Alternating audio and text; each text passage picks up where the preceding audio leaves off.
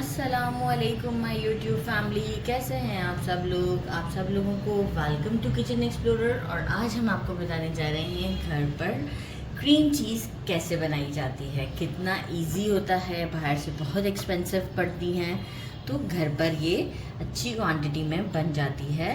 तो सबसे पहले मैंने लिया है 1 लीटर मिल्क, और ये आप फ्रेश मिल्क लीजिएगा, डब्बे का नहीं लीजिएगा।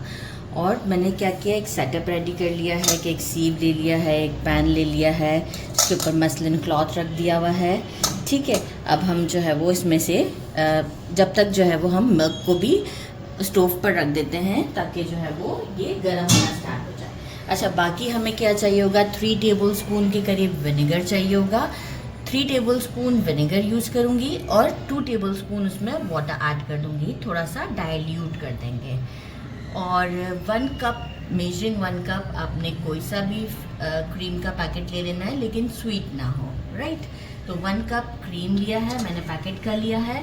और पिंच ऑफ हमें चाहिए होगा सॉल्ट। तो चलिए जी, हम क्या करते हैं, पहले मिल्क को एक अच्छा सा वार्म करते हैं, वो प्रोसीजर भी आपको बताते हैं। इसमें मिल्क को मैं स्टोव पर ले आई थी, और क्या किया मैंने कि इसे बिल्कुल बॉइलिंग वाटर, बॉइलिंग पॉइंट पे नहीं लाना है कि इस पर बबल्स बनना स्टार्ट हो जाएं। इतना होना चाहिए गर्म कि देखिए मैं अपनी फिंगर को इसके अंदर डाल सकती हूँ, कितनी देर में स्टेक है, आप फील हुआ हाँ गर्म, इतना। ठीक है, मतलब आपके आराम से 6-7 सेकंड निकल जाएं। अब हम क्या करेंगे, फ्लेम इस वक्त मेरा मीडियम से थोड़ा स्लो ही है। जो क्रीम था हमारा वो हम इसमें ऐड कर देते हैं। क्रीम ऐड कर दिया, स्टर करते रहेंगे ताकि क्रीम इसके साथ अच्छे से एडजस्ट कर जाए। पिंच ऑफ सॉल्ट,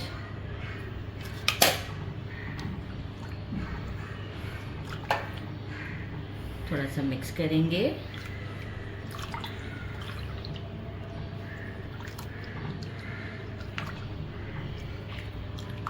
बस सेकेंड क्रीम को डालते के बाद 1 मिनट, जस्ट मैंने 1 मिनट भी नहीं, कुछ 30 सेकेंड्स के करीब स्टर किया था। विनेगर हम सारा डाल देते हैं और स्टर करते हैं। विनेगर के साथ मैंने वाटर ऐड किया हुआ है, डायरेक्ट नहीं। और आप ये देखिए फ़ौरन ये प्रोसेस स्टार्ट हो जाएगा, हमें इसे लॉन्ग नहीं करना है। और बॉइलिंग वाटर, बॉइलिंग मिल्क के साथ भी नहीं करना था, नहीं तो पनीर बनता है। हमें ये चाहिए बिल्कुल रबर की तरह का। तो अब आप देख सकते हैं, उसके लिए जो मिल्क को जो है ना, बस उस पर ध्यान देना है हमें कि मिल्क हमारा बॉइलिंग उस पर ना हो, बॉइलिंग पॉइंट पर। बस इन दोनों का डिफरेंस यही है। जैसे ही ये थोड़ा सा वाइट हो जाता है, मैं आपको शो करती हूँ। ये देखिए इस तरीके से रबर रबर सा टेक्सचर फ़ौरन ही आ जाएगा। अब हम क्या करेंगे, इसे स्ट्रेनर में डाल के स्ट्रेन करते हैं, और जो स्ट्रेन किया हुआ पानी होगा वो हम डिस्कार्ड नहीं करेंगे। इसे स्ट्रेनर में डाल देते हैं।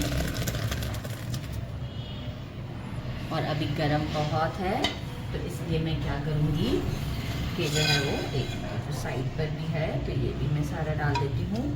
अच्छा, अब हम क्या करेंगे कि इसे सिर्फ ऐसे होल्ड कर लेते हैं और किसी दूसरे बर्तन में रख देंगे इसे फॉर 30 मिनट्स के लिए, क्योंकि इसे अब बिल्कुल गरम गरम, लेकिन हमें इसे बहुत स्क्वीज़ नहीं करना है। ठीक है, मैं किसी दूसरे, या तो इसी को ही हम खाली कर देते हैं। एक मिनट, इसमें हमने बनाया है, हम इसमें ही इसे रख देते हैं इसके साथ, क्योंकि वो नीचे पानी का लेवल अभी ज़्यादा है। और जो है वो बस हमें इसको मज़ीद कुछ भी नहीं करना है। देखें, बस इतना सा थोड़ा सा फोल्ड किया है मैंने, और मैं इसे हाफ एन आवर के लिए छोड़ देती हूँ। कोई वेट नहीं रखना है इसके ऊपर। इसे हाफ एन आवर हो चुका हुआ है, और मैं आपको दिखाऊँ इसकी कंडीशन कितनी अच्छी सी है। ये देखिए, इजीली हाथ में आ गया, बड़ा सॉफ्ट है ये, बहुत ही सॉफ्ट है। हम इसे डालते हैं इस कंटेनर में, और थोड़ा सा जो मैंने जो स्ट्रेन किया था पानी, थोड़ा बचा लिया है।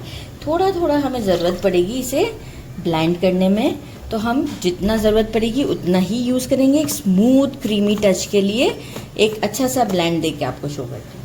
क्रीमी स्मूथ सा टेक्सचर बन चुका है। अच्छा, मैंने सॉल्ट काफ़ी कम रखा था। ठीक है, आपको सॉल्टी पसंद हो तो आप सॉल्ट ऐड कर सकते हैं, उस वक्त ऐड कीजिएगा जिस वक्त हम मिल्क को गरम कर रहे थे, राइट। तो मैंने थोड़ा कम सॉल्ट रखा है, तो आपको जितना सॉल्ट रिक्वायर्ड हो क्योंकि कम सॉल्टी एक्चुअल फिर ज़रा सही रहता है ब्रेकफास्ट में भी। ये सारा मैं इस कंटेनर में डाल देती हूँ। बिफ़ोर यूजिंग मैं इसे क्या करूँगी 1 आवर के लिए फ्रिज में रख दूँगी।